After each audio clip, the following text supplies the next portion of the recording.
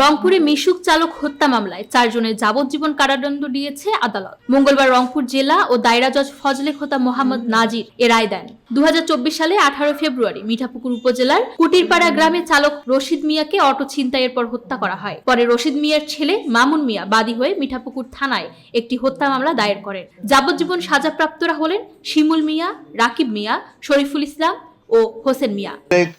Auto ছিনতাইপূর্বক একটা হত্যা মামলার রায় হয়েছে।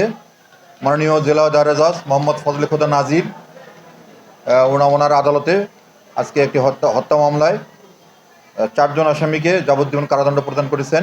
এই মামলার ঘটনার যেটা বিবরণ সেটা হচ্ছে যে গত 18/2/24 তারিখে রাত 8:10 হইতে 8:30-8:30-এর মধ্যে মিঠাপুকুর থানার অন্তর্গত কুটিপাড়া গ্রামস্থ সানেরপাড়া ব্রিজ সংলগ্ন কাঁচা রাস্তায় একটা অটো নিয়ে যাচ্ছিল জনৈক আব্দুর রশিদ মিয়া।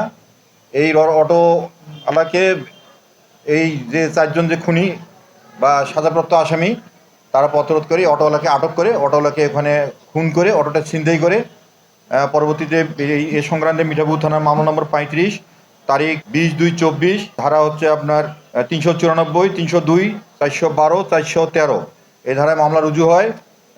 মিঠাপুকুর থানা পুলিশ মামলাটি দ্রুততার সহিত তদন্ত শেষে বিজ্ঞ আদালতে অভিযোগপত্র দাখিল করেন। মামলার আসামি ছিল এখানে মোহাম্মদ শিমুল মিয়া, রাকিব মিয়া, শফিকুল ইসলাম ও হোসেন মিয়া। এই 4 জনের বিরুদ্ধে মিঠাপুকুর থানা পুলিশ তদন্ত শেষে বিজ্ঞ আদালতে অভিযোগপত্র দাখিল করেন।